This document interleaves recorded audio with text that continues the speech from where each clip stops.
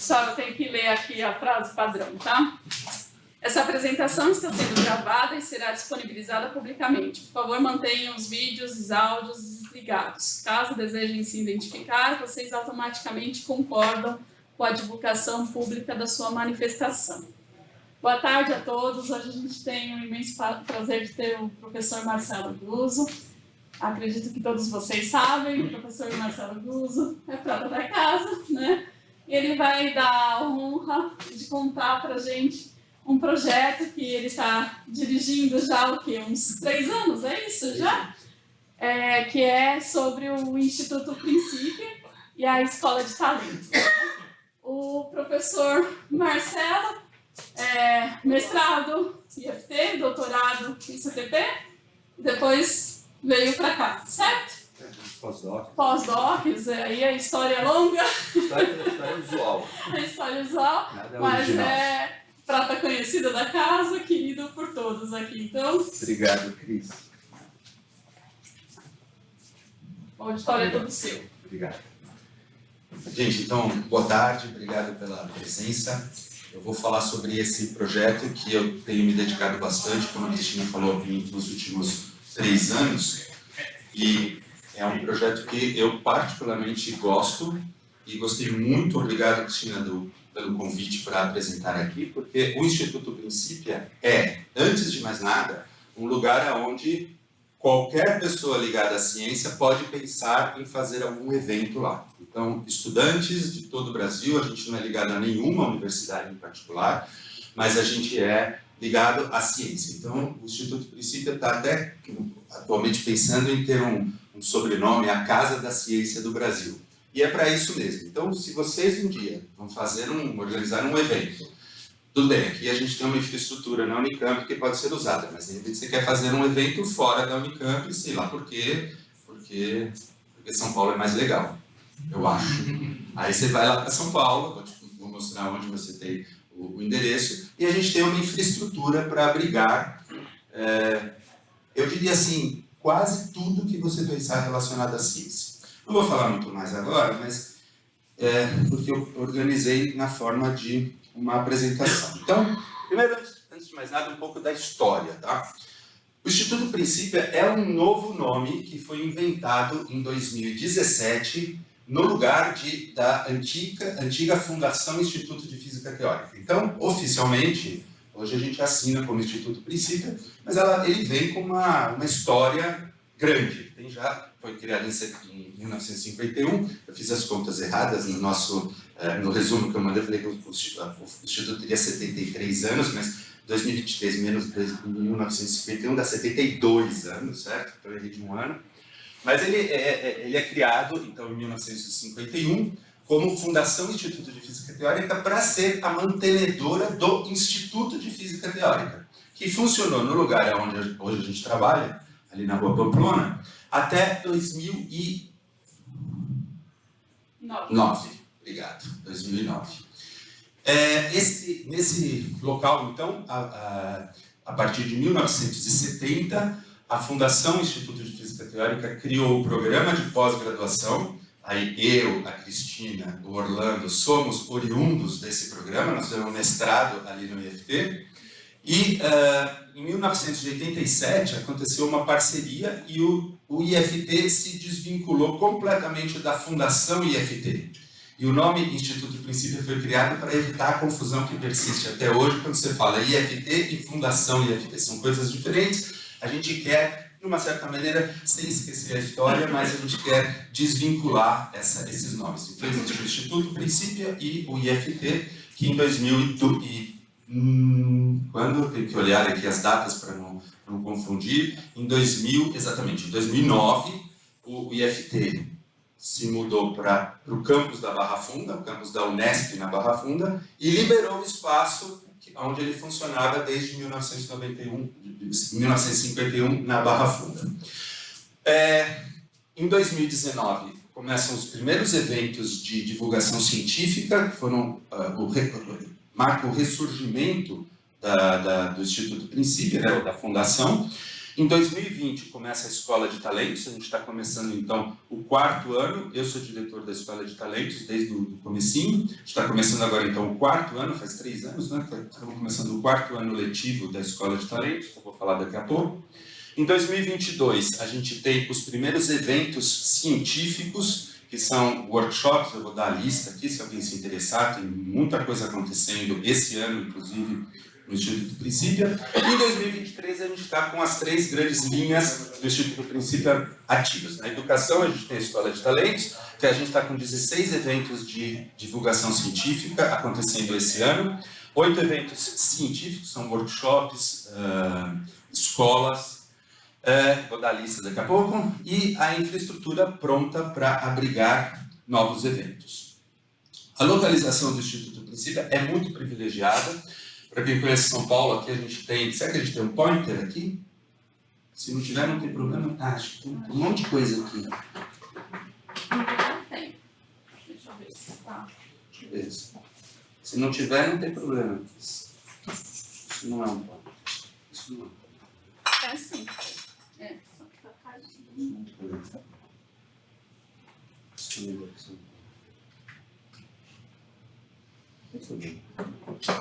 Pode continuar, eu vou vendo se eu consigo aqui ligar. Então aqui a gente tem o mapa de São Paulo, a gente tem aqui a Avenida Paulista, aqui ali na frente o MASP. O Instituto Princípio fica aqui na Rua Pamplona, então do lado do centro ali de São Paulo, quase chegando na 9 de julho, Praça 14 Bis. O fato é que é muito pertinho da estação MASP do metrô, e é uma região onde você pode chegar de metrô, de ônibus, carro, a gente tem 200 vagas de estacionamento, se quiser chegar de helicóptero, tem vários heliportos na região também, então ali acesso não é problema, inclusive chegar a pé é fácil também. Isso é uma vantagem do Instituto, porque além de poder abrigar eventos, a gente tem a região muito rica em restaurantes, em hotéis de todos os tipos, dos mais baratos até mais caros, na frente aqui exatamente na Alameda Rio Claro, nesse quarteirão assim, logo na frente tem o hotel. Nossa, aqui ó, isso aqui ó, tá ruim. Tá apertando assim. Tá bom.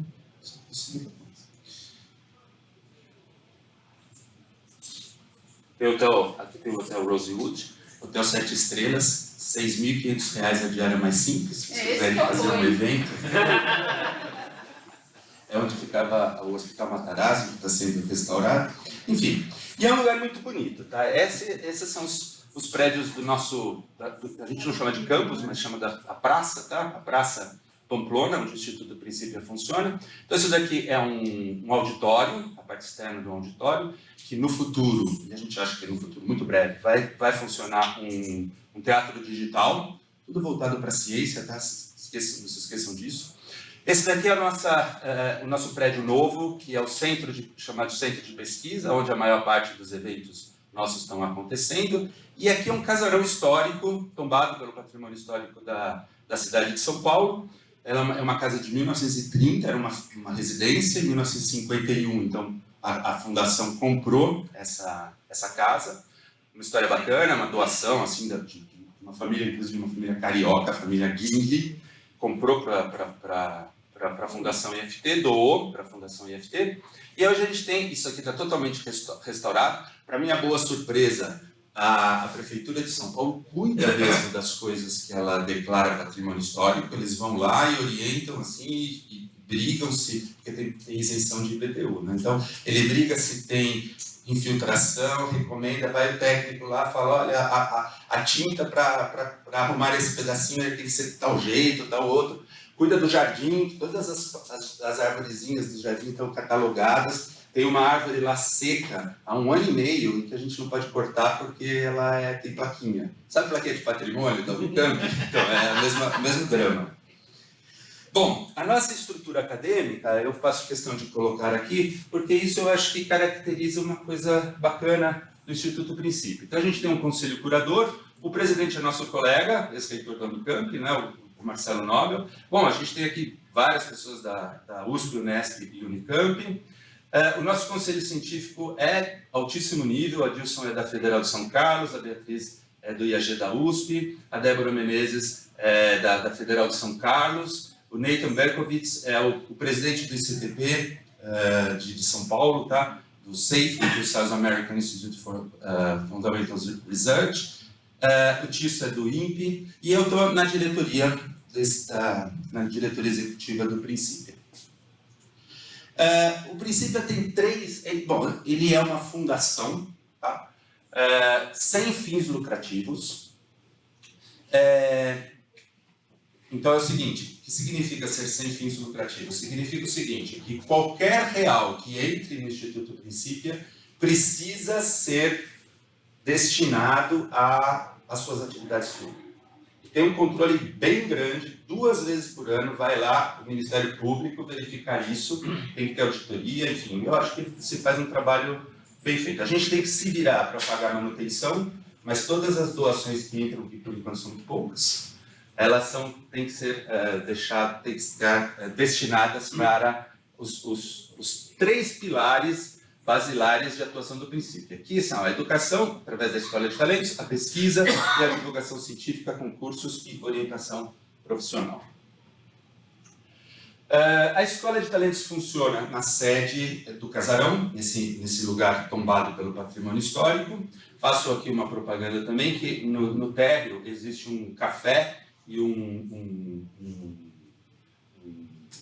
restaurante, que é muito agradável, né? Um lugar assim no centro de São Paulo, um lugar sossegado, não pode ir lá, enfim, aproveitar isso. E o Casarão está tudo muito bem restaurado, né? Ele tem umas curiosidades, por exemplo, isso daqui é um vitral do Casarão, que é a macieira de Newton, é chamada assim, onde cada maçã representa um ano da vida de Newton, e aqui não dá para ver nada, mas tem uma cópia da capa do Princípio, do livro Princípio de Newton.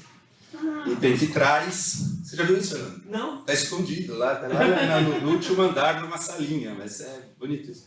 E aqui os vitrais, todo mundo muito bem restaurado, enfim. Tudo está acontecendo de um jeito bem legal. Está dando certo.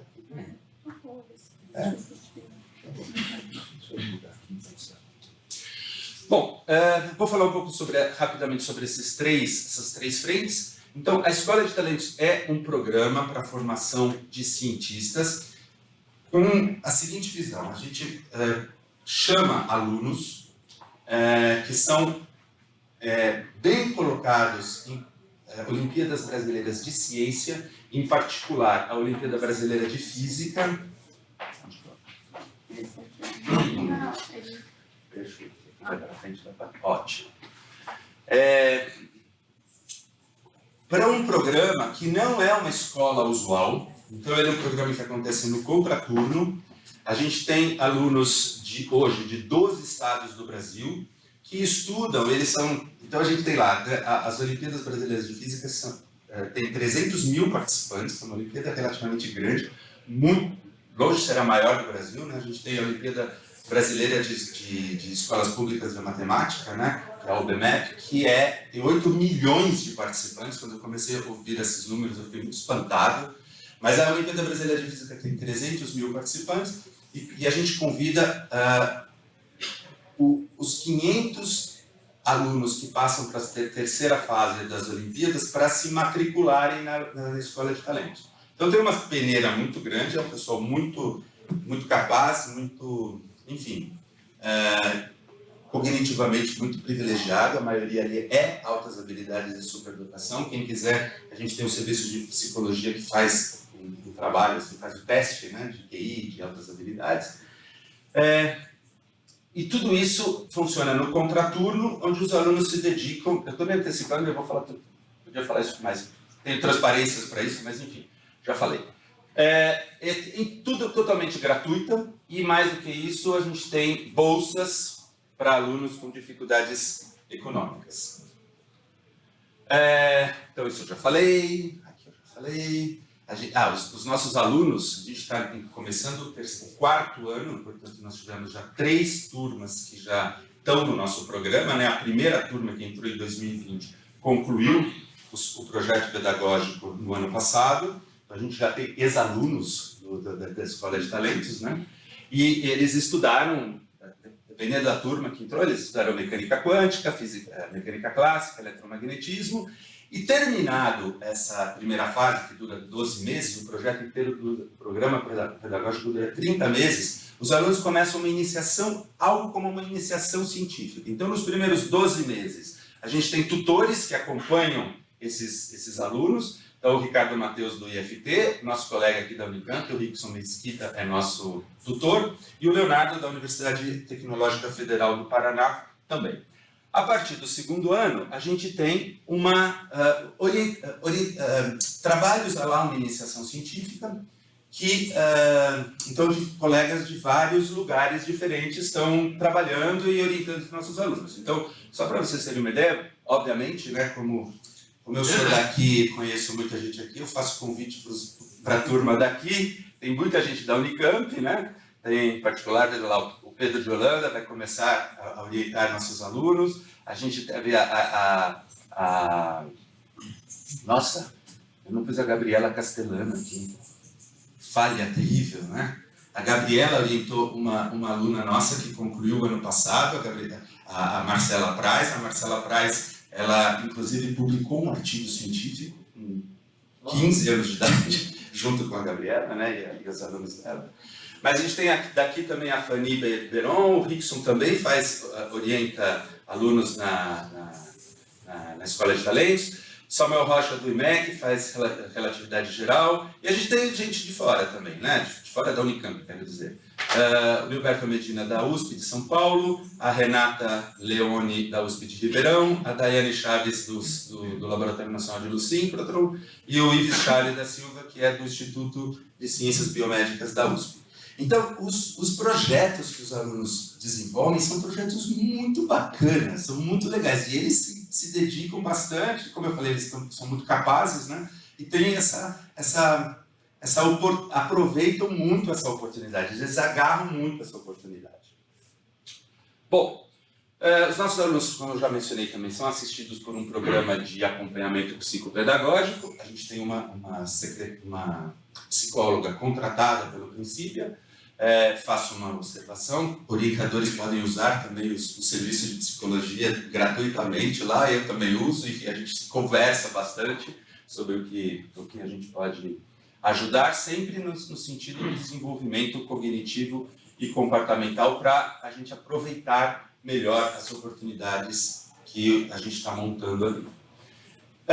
A gente tem eventos presenciais, então tudo é feito online, os alunos não têm aulas propriamente, é aula invertida, né? Os alunos desenvolvem os projetos, eles apresentam, os tutores e orientadores ficam mais ali para orientar mesmo, para eles darem uma guiada no projeto, no processo, mas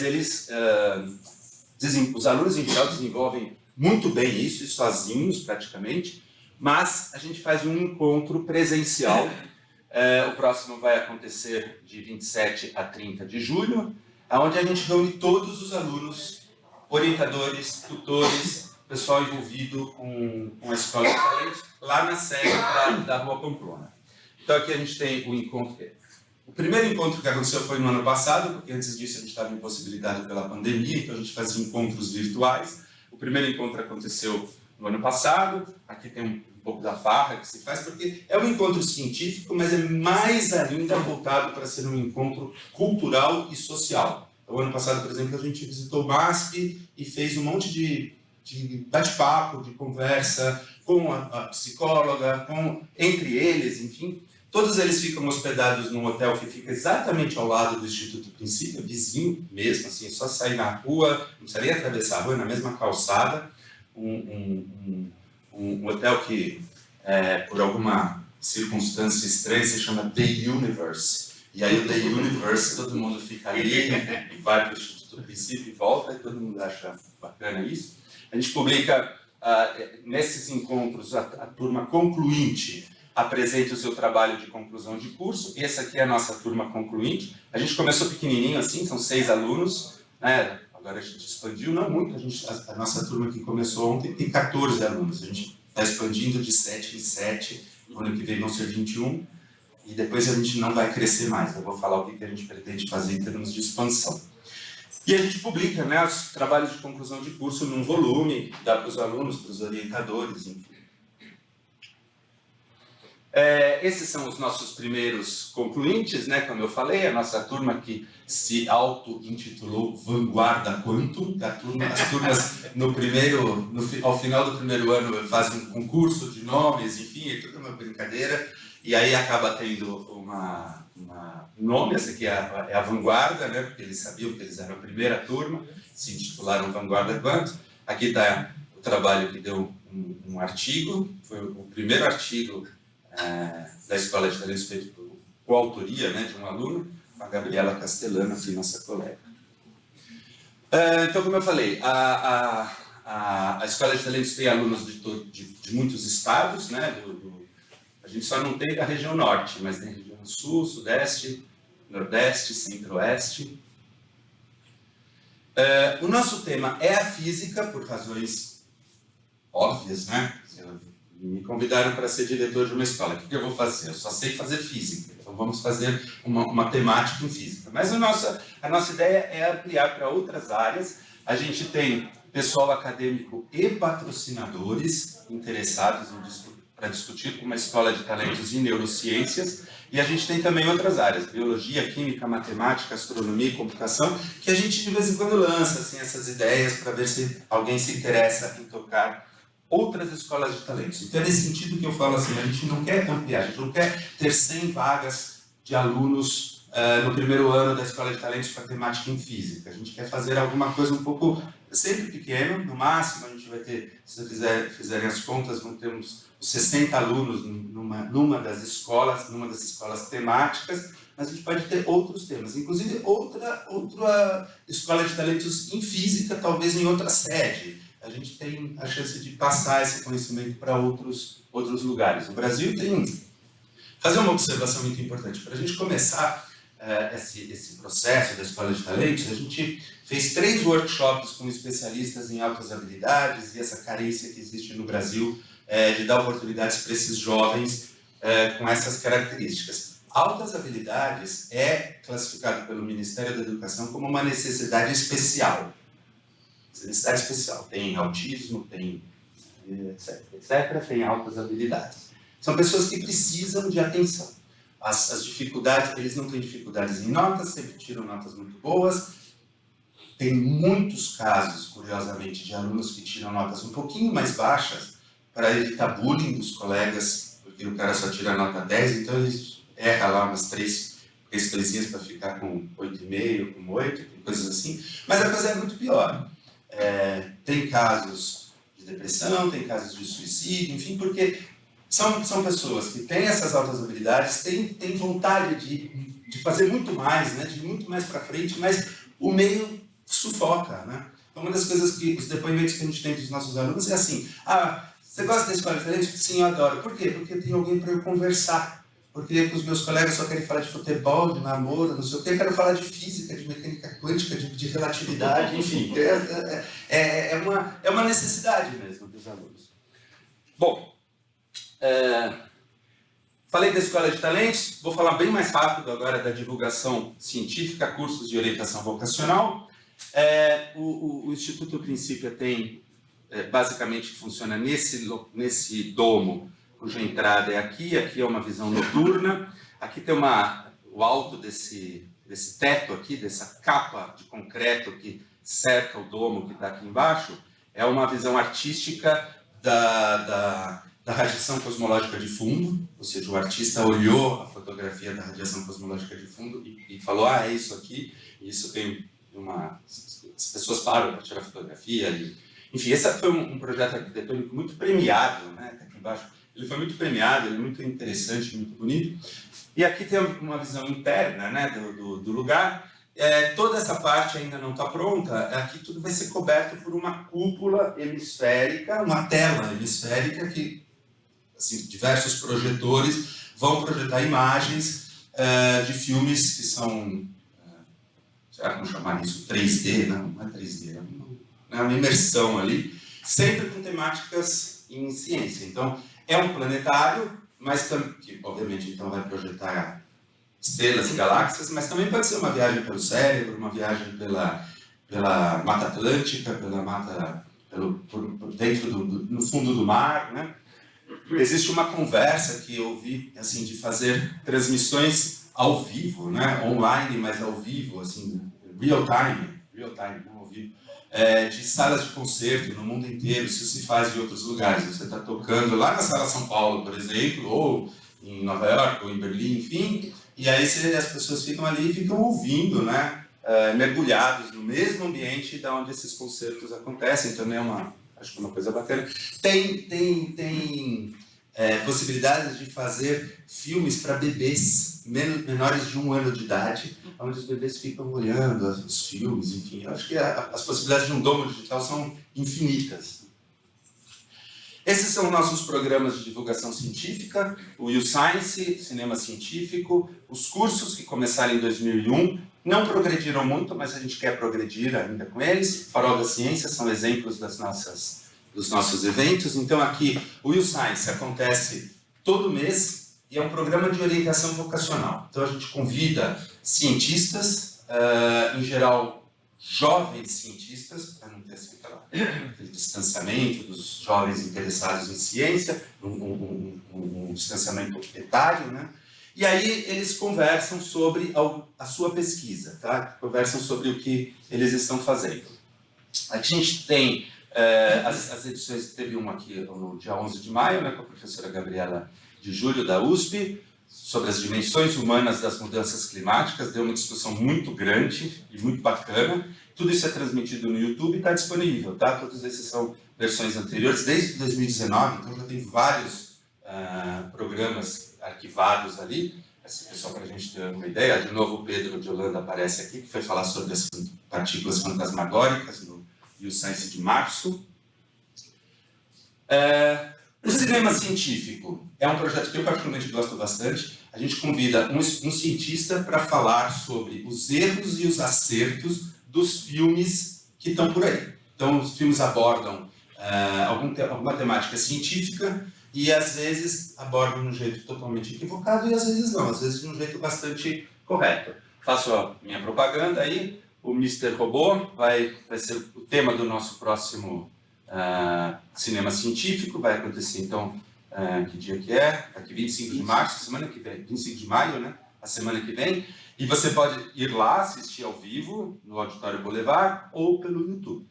E é sempre sorteado um livro, para quem está lá presencialmente, sorteado um livro relacionado ao assunto. Bom, além disso, a gente o site tem artigos curtos de divulgação científica, são todos eles elaborados por Eduardo Sato, que era nosso colega aqui, estudante do nosso grupo, e agora trabalha ali no Instituto Principia. Esse é um outro projeto de divulgação científica, é bem interessante. A gente convida pessoas que vão dar fontes confiáveis de informações sobre ciência. Essa é uma tentativa da gente melhorar o quadro de fake news sobre ciência que a gente tem por aí. Então, assim, ali no site você vai encontrar fontes confiáveis, né, de sites, blogs, podcasts, livros, filmes, e a gente fez até agora eventos sobre física, química, biologia, matemática, computação e astronomia, mostrando esses canais onde você pode ter fontes confiáveis sobre ciência. Além disso, e essa é a última coisa que eu vou mostrar, a gente faz experimentos de física e química que são publicados no TikTok. A gente tem 50 mil seguidores, teve já 8 milhões de visualizações. E esse é o Eduardo Sato, fazendo um experimento de física. Esse aqui é o nosso colaborador da USP, o Bruno, que faz experimentos de química. Como eu falei, teve um curso de astrofotografia, que foi muito gostoso. Foi um curso onde o professor da Unesp de Bauru fazia fotografias usando celular, fotografias do céu usando celular. Falando assim, parece muito legal, mas ele levou um telescópio desse tamanho, onde ele acoplava o celular. Então a gente tirou fotos com o meu celular, mas acoplado um telescópio enorme. Está aqui o telescópio, é o telescópio que ele levou. Então aqui se acoplava o celular e todo mundo tirou fotos no céu que São Paulo permite tirar, certo? Fotos da Lua, fotos de Sirius e fotos de algum planeta quando tá brilhante. Mas enfim, o curso foi bem interessante, foi bem sucedido, e a gente está querendo fazer vários outros cursos nesse nível de divulgação científica. Finalmente, pesquisa, tá? Que é o terceiro e a última linha de atuação do Instituto Princípio. O que a gente está fazendo são eventos, congressos, workshops, nacionais e internacionais. A gente tem várias parcerias com universidades, inclusive com a Unicamp, e parceria com o South American Institute for Fundamental Research, que é uma ramificação do International Center for Theoretical Physics de Trieste, na Itália. Então, os eventos científicos começaram em 2022, teve 3 eventos, sendo que aqui a gente organizou um evento nosso, que não em parceria com ninguém, que é parceria com ninguém não, na verdade foi uma parceria com o Blogs da Ciência da Unicamp. É o primeiro encontro brasileiro de divulgadores de ciência. Para minha surpresa, nunca tinha havido um encontro nacional de pessoas divulgando ciência, então cada um toma a iniciativa e faz do jeito que acha que tem que fazer, o que é ruim, né? É bom trocar experiências e ver o que acontece nessa área. O segundo encontro vai acontecer em setembro desse ano, também lá no Princípio, e aí a gente tem vários eventos que são 2 CTP em parceria com o Princípio e que agora estão acontecendo ali na Rua Pamplona. Então, em 2023, a gente tem esses eventos que já aconteceram, em particular o Quantum Technologies for São Paulo, desculpa, é São Paulo, vírgula, Brasil, vírgula, América Latina, tá? Eu escrevi só a parte aqui, muito bairrista. Foi um encontro muito legal, porque foi aberto pela nossa ministra da Ciência e Tecnologia, teve o adido científico do Ministério da Ciência da Argentina, participação de alguns outros países latino-americanos também. E a ideia é justamente juntar esforços nesse sentido de tecnologias quânticas. Esse evento foi coordenado pelo professor Marcelo Terracunha, nosso colega aqui do IMEC.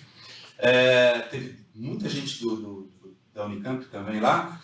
E a ideia não era um evento científico propriamente, era um evento para organizar politicamente e estruturalmente as iniciativas em tecnologias quânticas.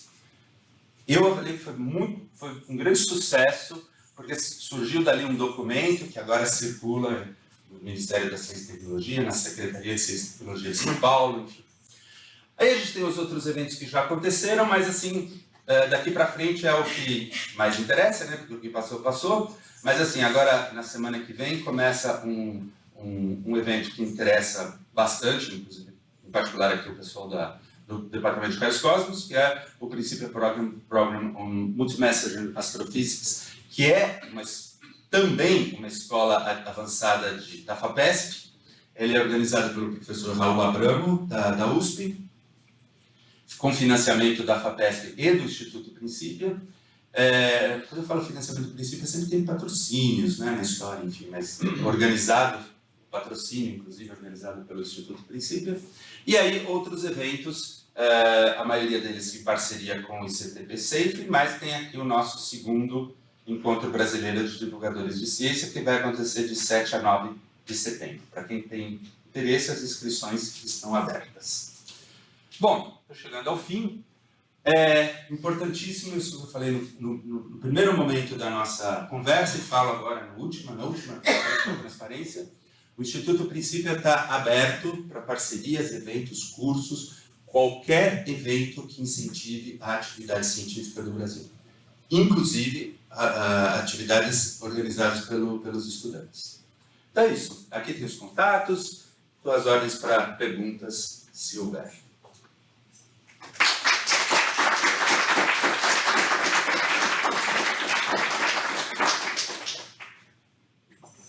Pessoal, perguntas, comentários? Marcelo, o que estão fazendo os primeiros 6 agora? Todos passaram em universidades e, curiosamente, essa pergunta ela é curiosa porque, assim, nosso objetivo era fazê-los cientistas, né? Então, a gente tem a Lume, que entrou aqui na Unicamp como física, no nosso curso de bacharelado em física. A Sofia, ela está na USP fazendo informática. Aí os outros são, a Marcela entrou na medicina em Pinheiros, o João Rosa entrou na Escola Paulista de Medicina, então a gente tem 2 médicos surgindo ali. O que mais tem ali? Deixa eu voltar um pouquinho aqui para ver a carinha deles, que eu vou lembrar do nome.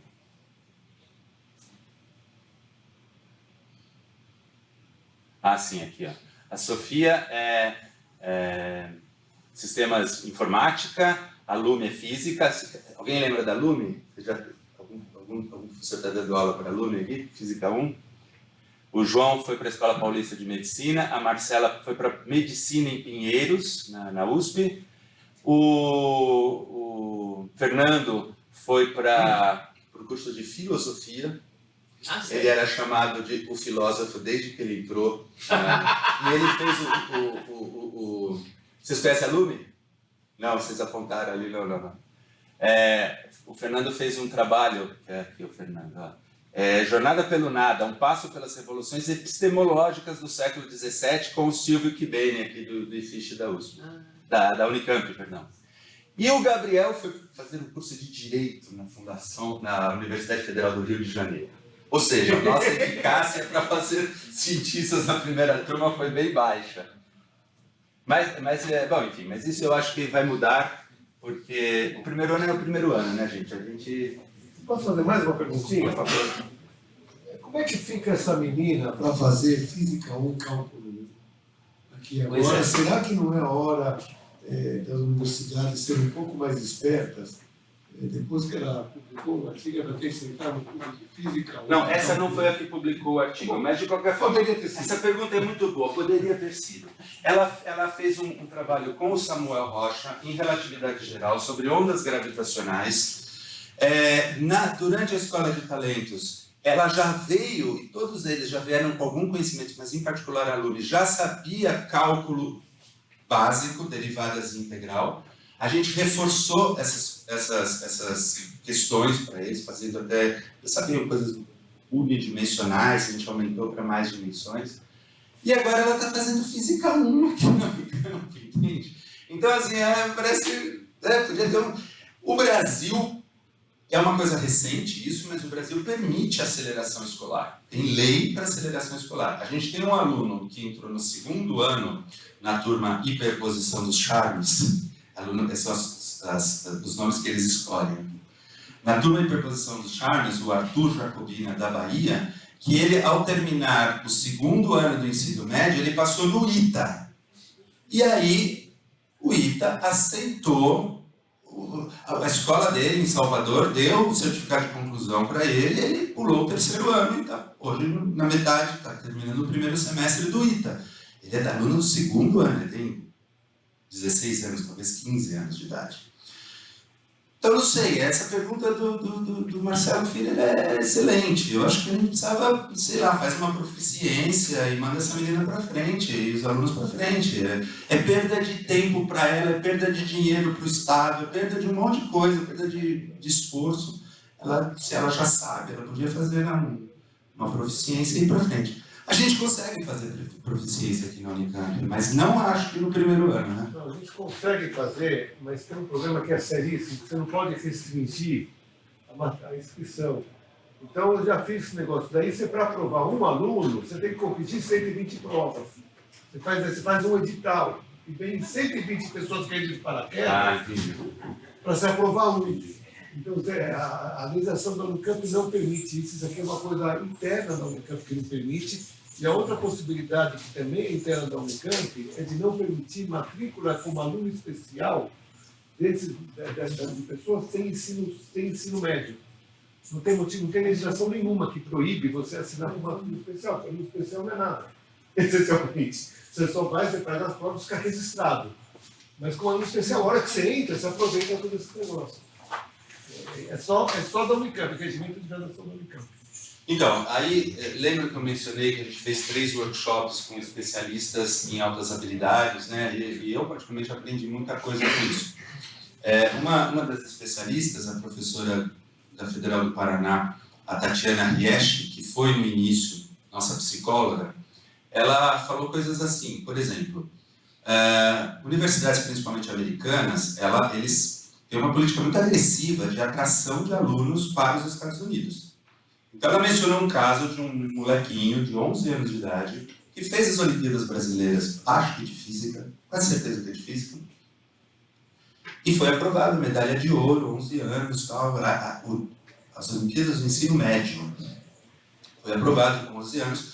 A Universidade de Johns Hopkins convidou para ele se inscrever no curso de física lá, com 11 anos. E como você faz para levar um molequinho de 11 anos de idade para os Estados Unidos? O que a Johns Hopkins fez? Arranjou emprego para o pai, para a mãe e levou a avó.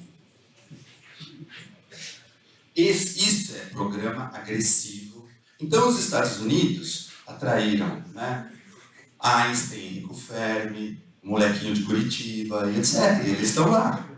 Eles estão lá. Então, tem aceleração.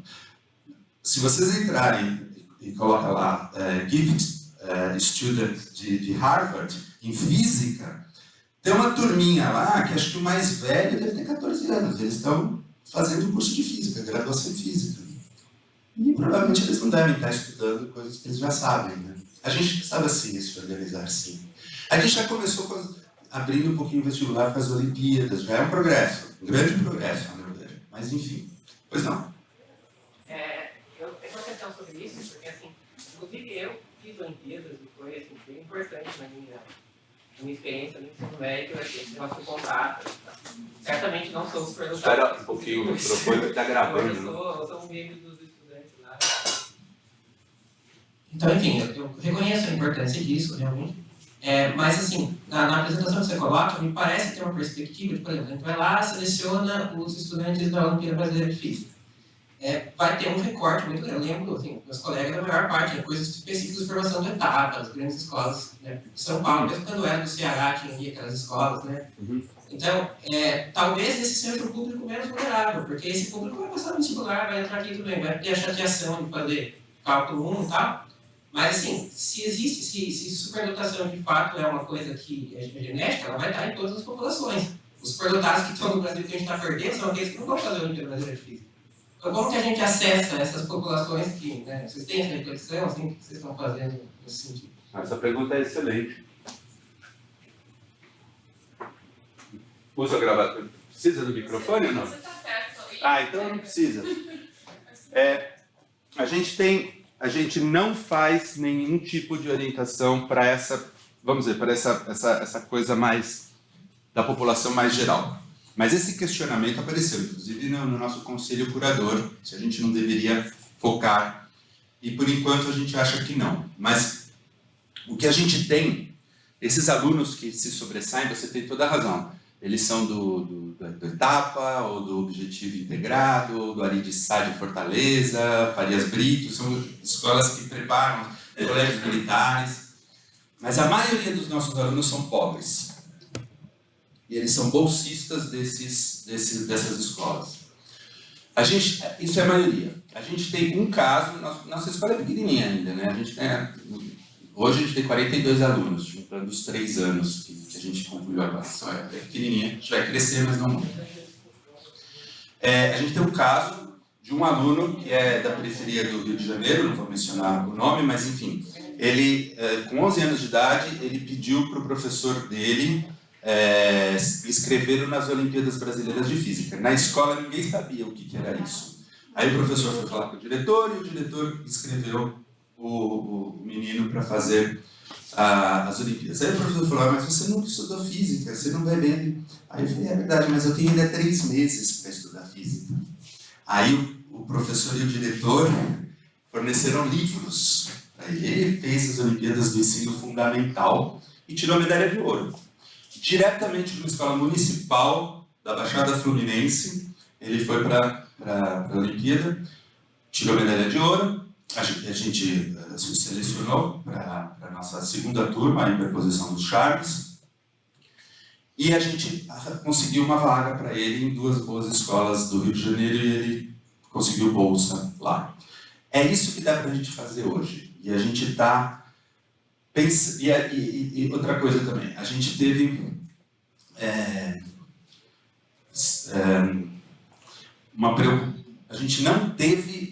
a gente nunca estabeleceu uma ação afirmativa para PPIs ou para mulheres. Só que 50% dos nossos alunos são meninas, sem ter cota. A gente não tem índios, mas a gente tem mulatos e pretos e pardos. E mostrando que isso que você falou é muito verdade. Em todos os estratos da população, a gente tem estudantes no mínimo talentosos. Um aspecto também que chamou a atenção nesse workshop, e eu vou mencionar isso porque eu fiquei muito impressionado, é que a professora Tatiana Riesch, que é uma colega do nosso colega Marcelo Nobre, foi ele que indicou, e provavelmente ela é a maior especialista em altas habilidades do Brasil, essa da Federal do Paraná, ela falou uma coisa que é curiosa. O Brasil, estatisticamente, tem um número de superdotados um pouco maior do que a média mundial.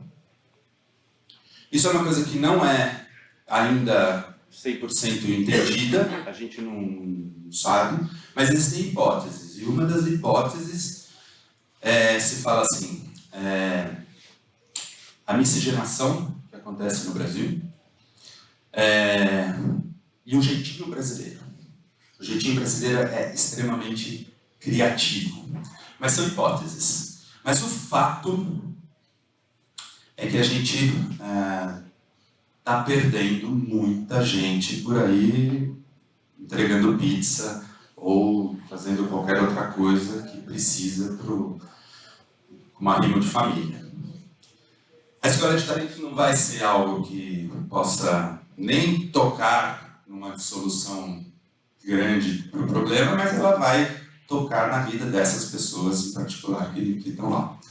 A minha esperança é que a gente cresça, mas se a gente crescer também nunca vai ser um programa de grande abrangência nacional, mas qualquer coisa que a gente cresça, a gente vai estar conseguindo melhorar esse quadro.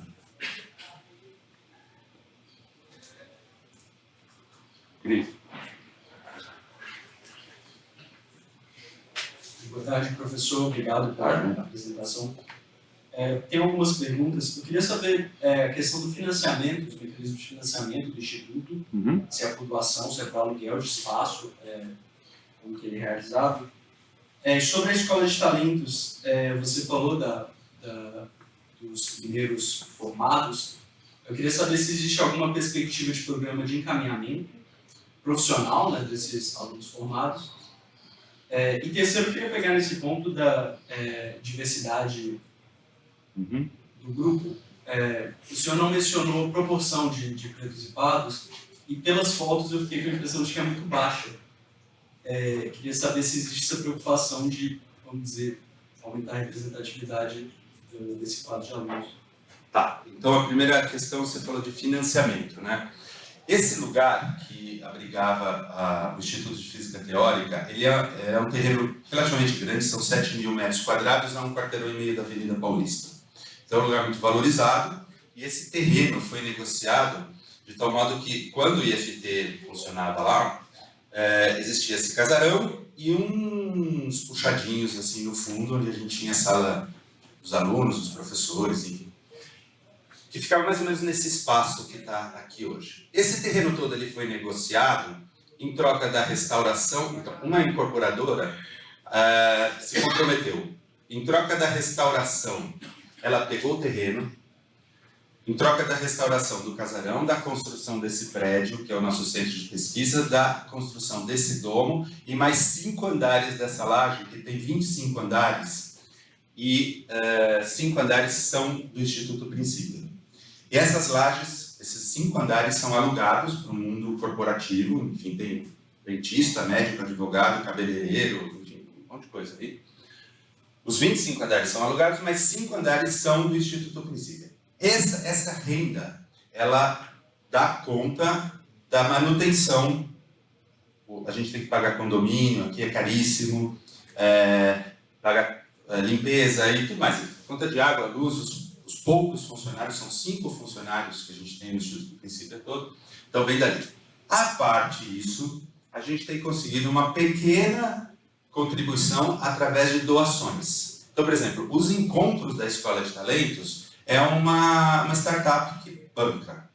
Ele banca a passagem, a hospedagem dos alunos, a alimentação, e ela passa. Foi ano passado, esse ano ela está repetindo. O Domo aqui, a gente está, né, negociando patrocínio para fazer a cúpula digital. Tem 2 interessados, é um investimento muito alto, são $2 milhões. Contando tudo, né, projetor, os alto-falantes, são 64 alto-falantes, enfim. E a cúpula mesmo, ela é toda importada, são $2 milhões. Então, assim, o financiamento vem daí. A gente não tem, no momento, nenhuma fonte pública, de recursos públicos. A FAPESP não deu nada. Aliás, minto, porque a FAPESP está colaborando com os eventos, indiretamente. Então, os organizadores, né, os pesquisadores que organizam os eventos, pedem dinheiro para a FAPESP ou para o ICTP, por sua vez tem dinheiro da FAPESP. A FAPESP, do Serra Pilheira e da Fundação Lehman foram as 3 grandes fontes do ICTP, do SAFE. Então, indiretamente, a gente usufrui daí. Só que a gente vai precisar de muito mais recursos se a gente quiser dar um passo mais para frente. Aí a outra coisa que você perguntou, desculpa, financiamento. Encaminhamento profissional para... Depois, né? A gente tem dois contatos que não frutificaram ainda, mas eu estou colocando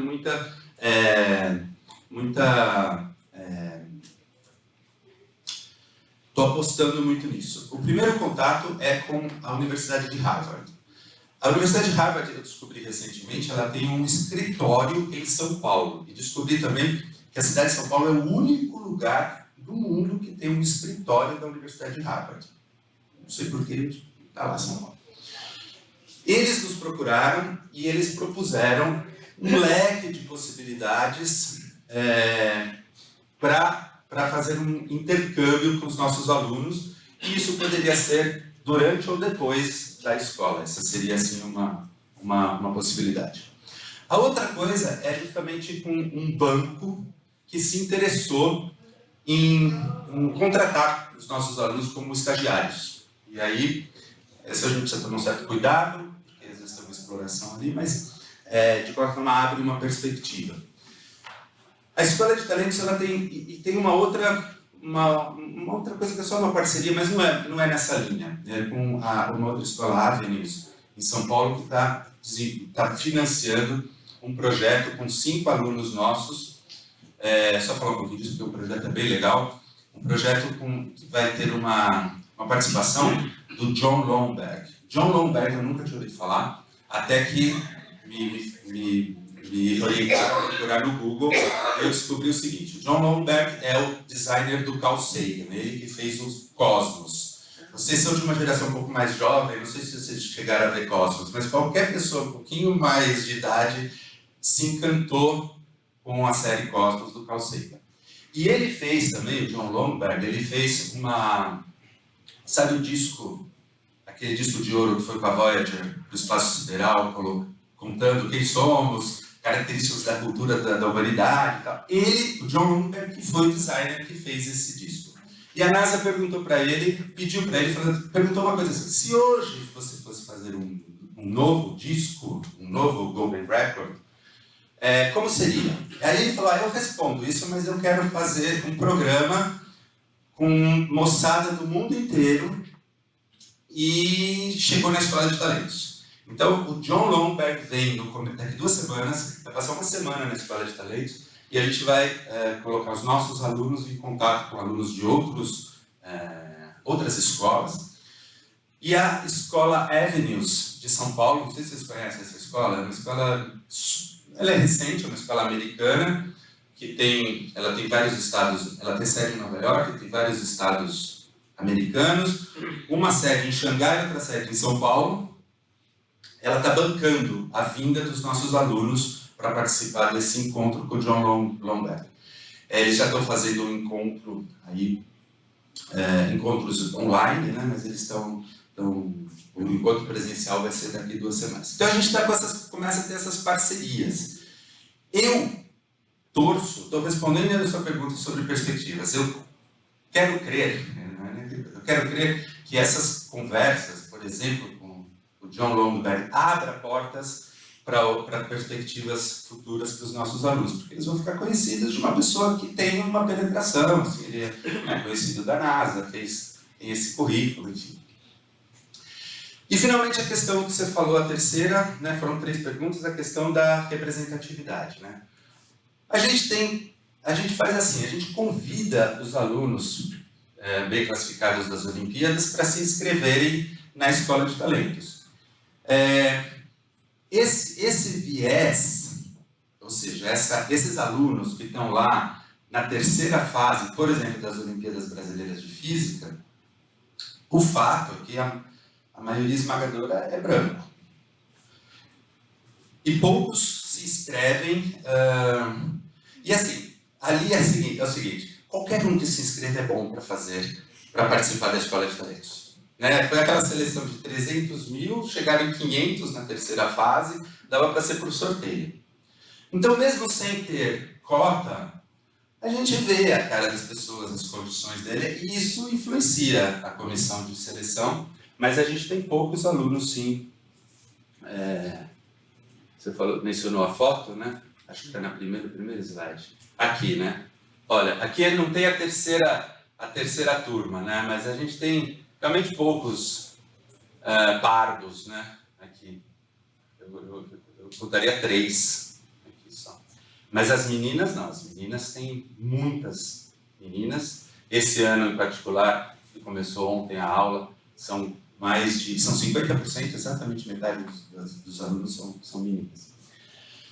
O Conselho Curador do Instituto Princípio já pensou em promover algumas ações afirmativas, mas a gente ainda não implementou nada nessa direção. Pois não. E talvez convidar também alunos ao FIFE. Acho que poderia ser uma iniciativa interessante. Eu acho que se a gente inclui escolas públicas, a gente já tem... É a escola pública, né, que você falou. Porque a gente pega a Olimpíada Geral, né? Que tem tudo, particular e escolas privadas. Acho que é interessante.